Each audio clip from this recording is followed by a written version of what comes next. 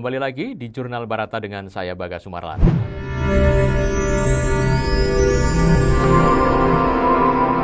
Jurnal Barata. Seringkali kita mendengar ada pertanyaan bahwa mengapa komunisme di Tiongkok ini tetap bertahan dan semakin kuat.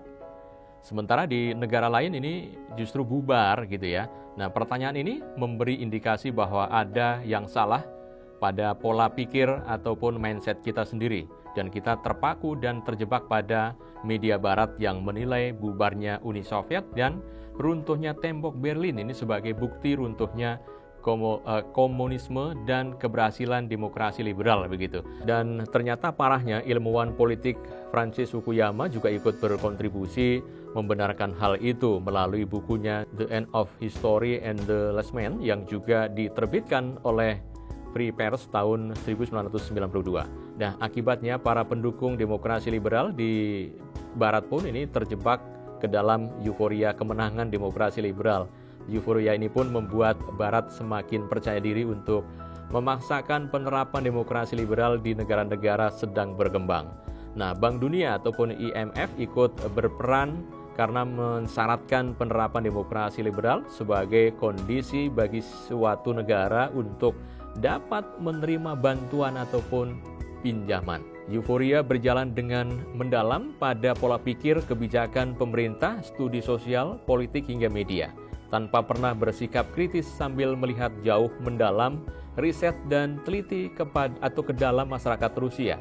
Nah, untuk bertanya begitu ya, apakah benar komunisme itu hancur lebur ataukah sekedar transformasi atau evolusi ke suatu sistem yang lebih adaptif.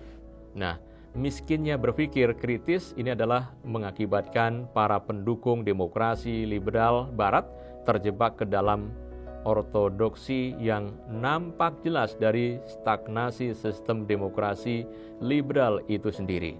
Nah, salah satu kelemahan fatal dari landscape politik demokrasi liberal adalah kuatnya lobby politik grup-grup bisnis ini ya, yang juga mampu membelokkan kebijakan dan dana negara untuk kepentingan kelompoknya sendiri. Demikian juga di Amerika misalnya, di mana pemerintah dengan mudah membiayai perang hingga triliunan US dollar tetapi gagal membangun jaringan infrastruktur di dalam negaranya sendiri. Bukan hanya infrastruktur tetapi juga eksplorasi luar angkasa, energi terbarukan dan 5G. Amerika yang semula memimpin kini tertinggal jauh oleh Tiongkok karena dana-dana penelitian dipotong begitu. Bahkan dihentikan untuk kepentingan proyek-proyek korporat termasuk para kontraktor militer. Akibatnya sejak tahun 1945 Amerika terus terlibat perang dengan biaya triliunan US dollar yang sangat menggantungkan para kontraktor militer. Jadi ibarat kura-kura bertanding lari melawan kelinci begitu ya. Amerika adalah sang kelinci arogan yang memilih untuk tidur di tengah perjalanan menuju garis akhir.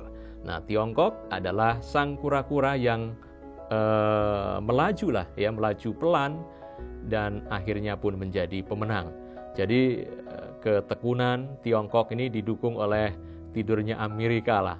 Itulah yang membuat Amerika tertinggal jauh dan seandainya saja mungkin Amerika tidak terjebak ke dalam pemborosan dana untuk perang dan terus aktif untuk membangun ekonomi dan teknologinya ini, situasinya mungkin akan berbeda. Amerika terjebak ke dalam euforia dan ortodoksi, akibatnya sistem demokrasi liberal ini terus-menerus berjalan dengan menghamburkan segenap kekayaannya tanpa ada perbaikan sama sekali ya. Sedangkan Tiongkok ini terus-menerus mereformasi dirinya sendiri. Pakar ekonomi kayak Eugene dan Joseph Stiglitz ini secara terpisah juga memberikan jawaban yang sama atas pernyataan itu. Apa yang membuat Tiongkok begitu maju begitu?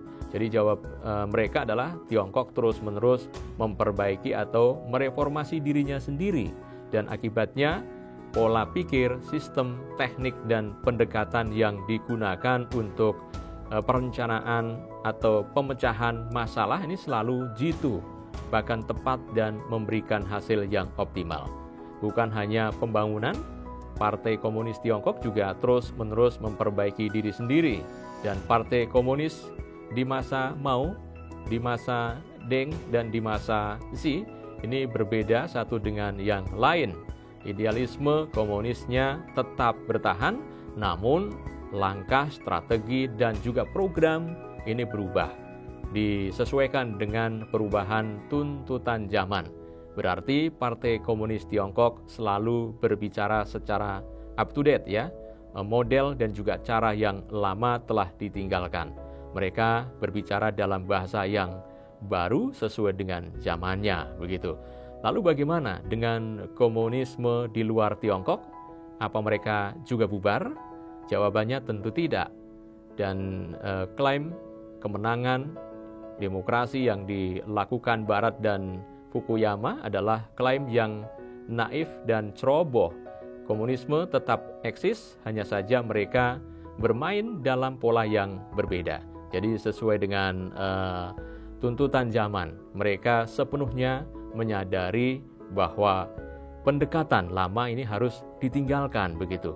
Nah, Xi adalah ketua Partai Komunis di Tiongkok. Kita tahu ya, di Rusia juga Partai Komunis Federasi Rusia tetap aktif dan juga kuat untuk memberi warna kebijakan pembangunan Rusia. Jadi ada 7 partai kalau tidak salah ya, 7 partai komunis di Eropa yang memiliki wakil di parlemen Eropa.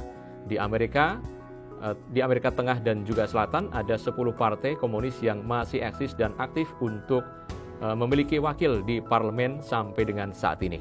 Nah, di Kanada, Australia, dan Liga Komunis Selandia Baru, ketiga partai ini sekalipun tidak terwakili di parlemen, tetap aktif juga di komunitas dan sangat berpengaruh di serikat-serikat buruhnya.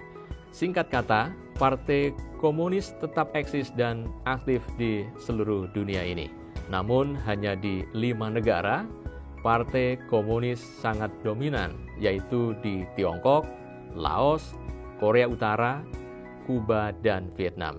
Serta 13 negara di mana Partai Komunis ini adalah partai yang berkuasa ataupun bagian dari koalisi yang memerintah, yaitu di Bangladesh misalnya, Belarus, ada Republik Ceko, Yunani, Nepal, Palestina, Portugis, Serbia, Spanyol, Afrika Selatan, Suriah, Uruguay, dan juga Venezuela. Sedangkan sisanya, Partai Komunis eksis sebagai partai modern yang tidak memerintah.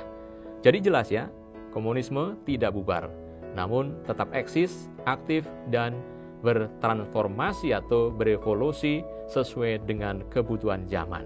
Sebaliknya, demokrasi liberal Barat justru stagnan dan masuk ke dalam krisis sampai dengan saat ini.